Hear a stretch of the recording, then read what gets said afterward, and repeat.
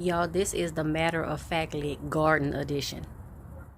Hi, I'm Healy Means. Welcome to my channel and welcome to a backyard shenanigans video.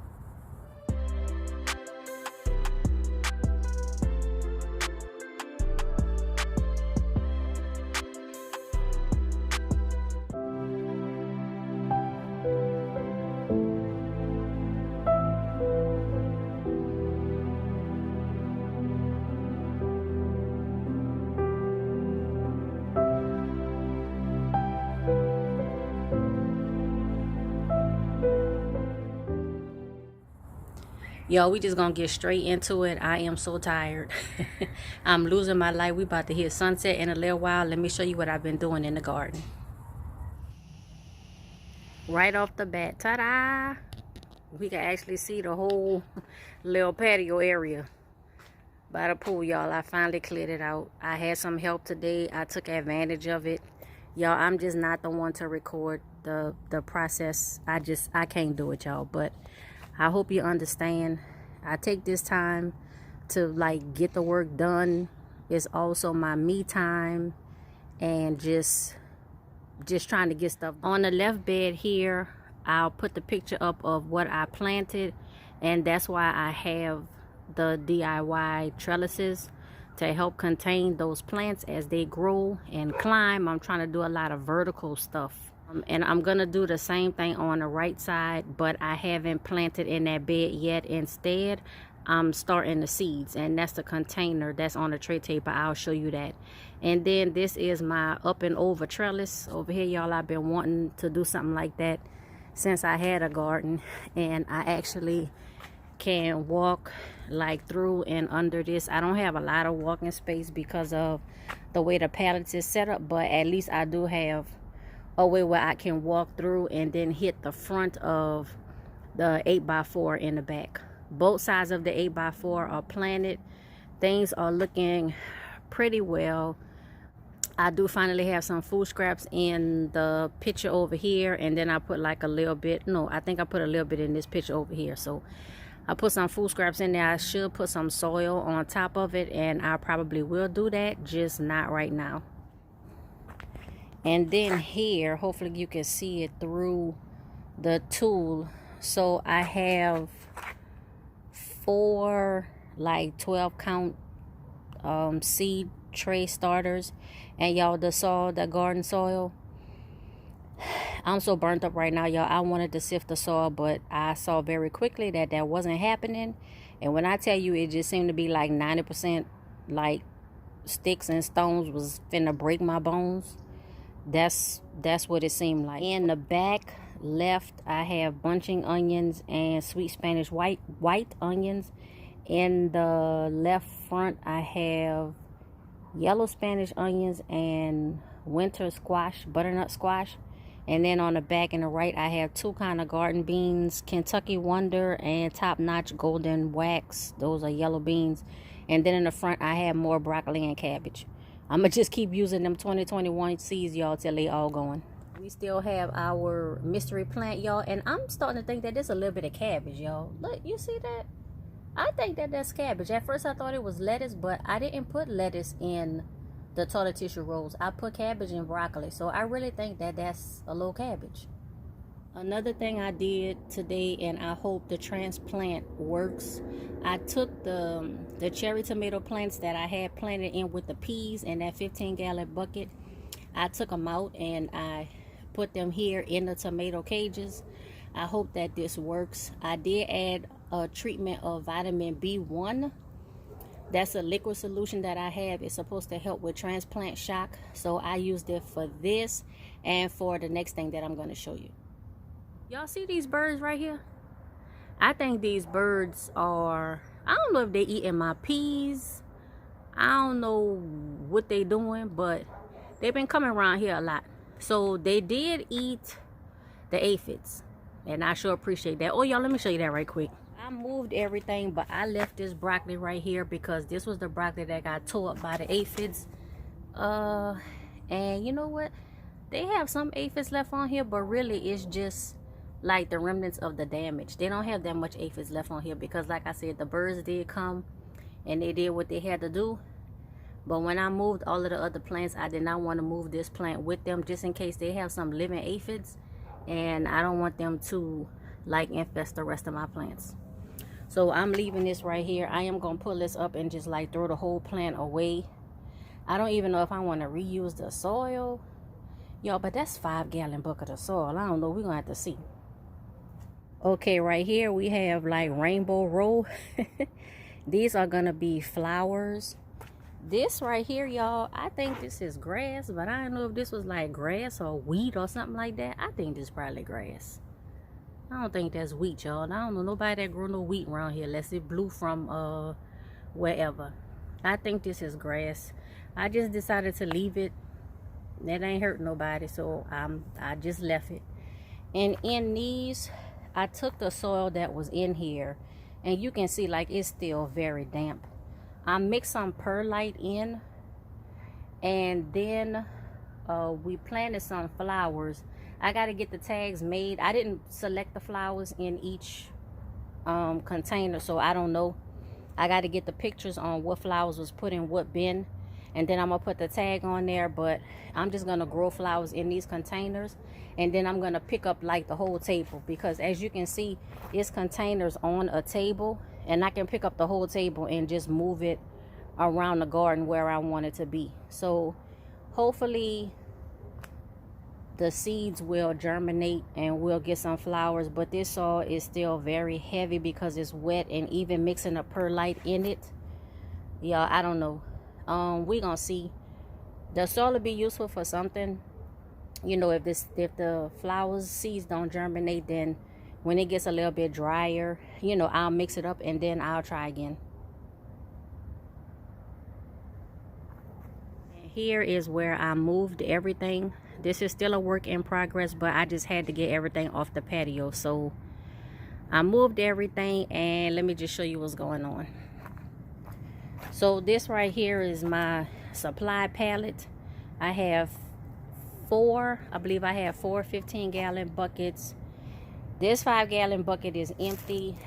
This 5-gallon bucket has water mixed with some of the compost like juice that was in a green can when I first was trying to dump everything and get the compost bins together. So that's been in there for like probably a month or so. Y'all see the hibiscus? You see how we rolling with that? The peas, I brought them over here. They still growing well. I think I hit them up with a little bit B1 too. Oh no, not these peas, the other ones. Y'all, here's the peppers. Here is the broccoli that went to flowering and going to seed. I do plan on collecting seeds from this plant if everything goes well. And then I did harvest that broccoli head off the top. There's like some little bitty micro broccoli flowerets that's kind of growing, but I don't think they're gonna do nothing. I plan on chopping up all of this.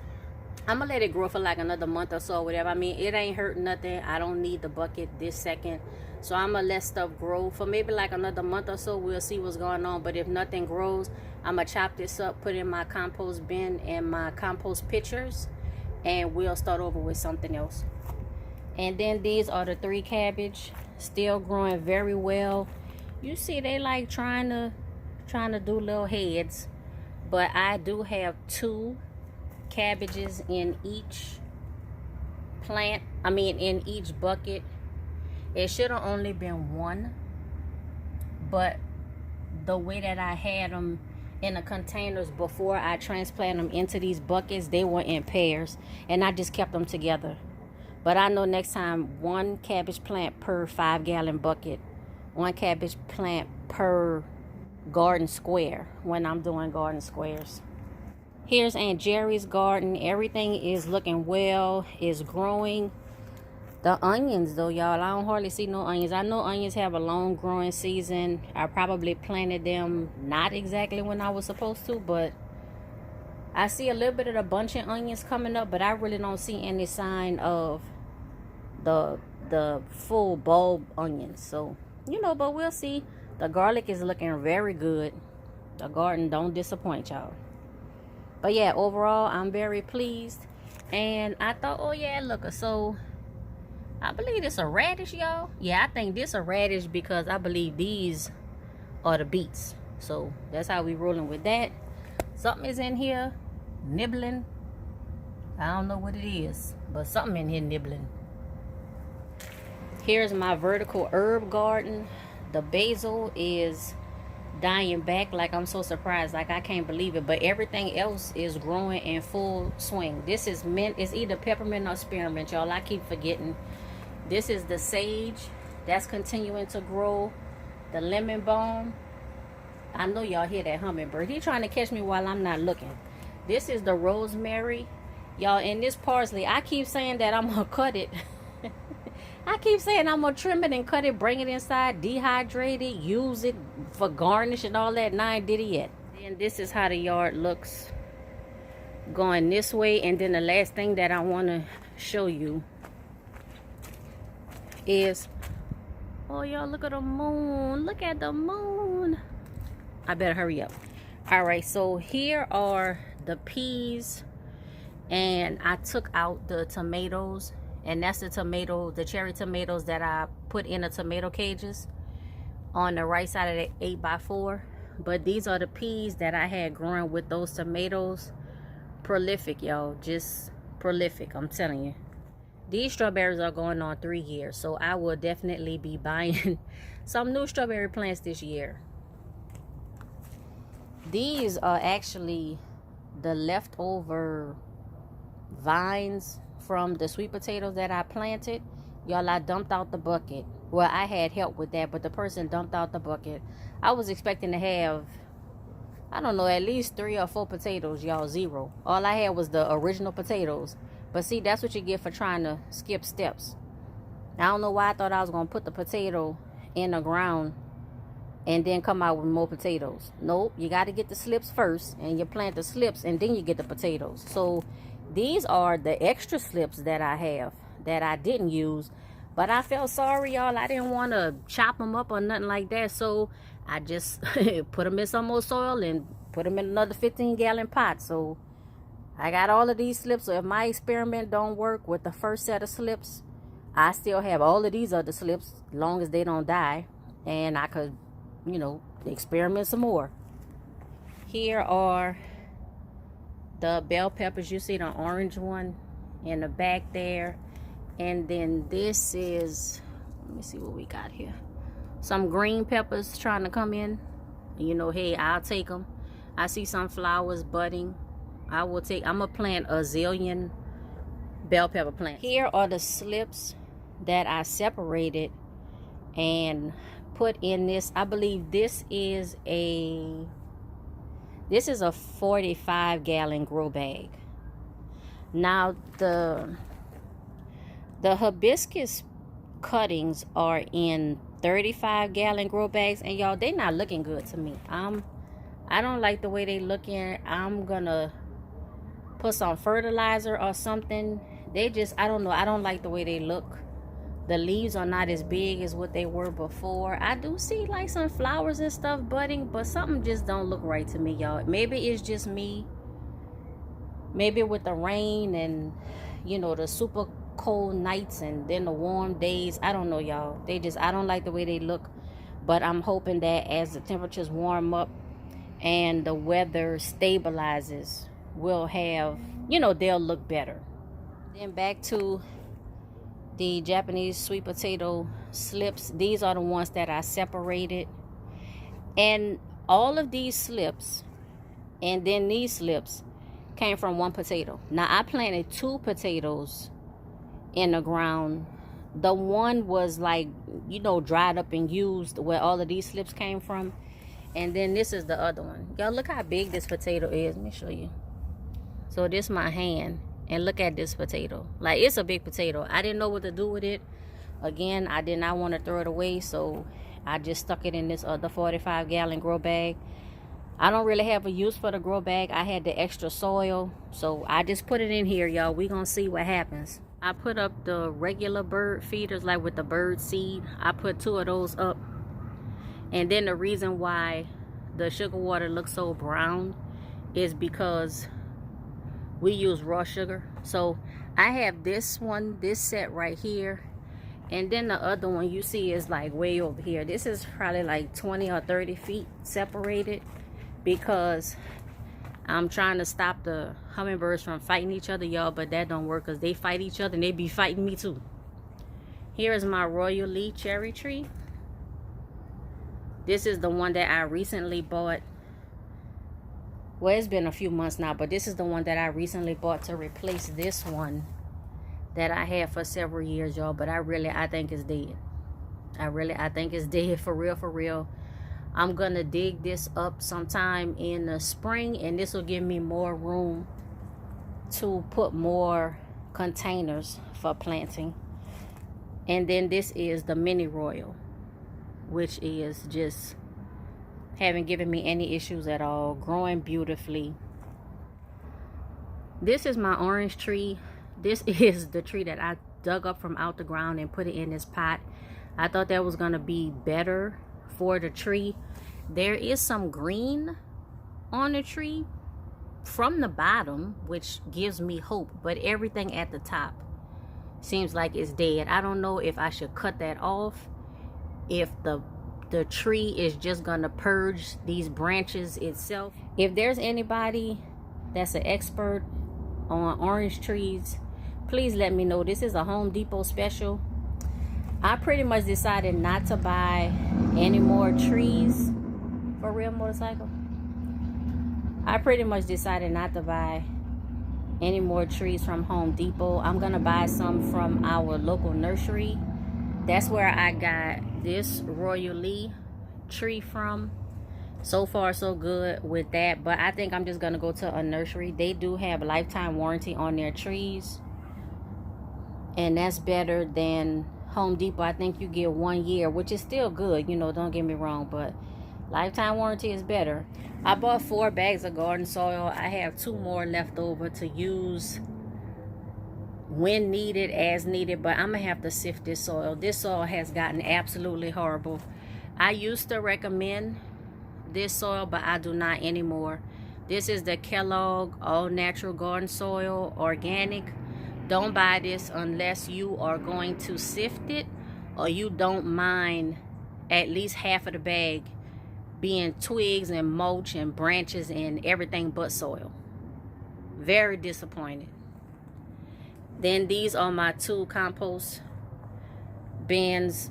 The heavy rain knocked over the tray at the bottom. The other one is filled with water from the rain. I'm just gonna dump that out because a lot of fruit flies got in there, y'all. They drowned. Too bad for them, but I'm gonna just dump that out. And then this is the green compost bin that I started off with. This is where the compost water came from. That's in one of my 5-gallon buckets, y'all. It was very potent, so I put about 1/3 of the bucket of the compost tea, and then I filled the rest of the bucket up with water. One more thing I wanted to show y'all. In one of the 15-gallon buckets, I did plant some white potatoes. I planted 4 white potatoes, and these are the little bit of potatoes I got, y'all. Some of these things is about the size of a dime, a nickel, a quarter. Some of them might be a 50-cent piece. I'm probably not going to do anything with these, but I just wanted to show you again. Don't try to skip steps. If you plant a potato in the ground, get the slips, and then plant the slips for more potatoes. Ladies and gentlemen, that's all I have for this video. Please remember to like, comment, subscribe, click that notifications bell. Share this video, share my channel, share my series, share my playlist. Share everything Healy means with everyone you know. Y'all let me know what you're doing for your garden. How are you preparing in this month of February? Are you already growing things? Are you doing starter trays? Are you direct sowing? What you doing? Let me know. Until next time, be safe, be well, and be blessed.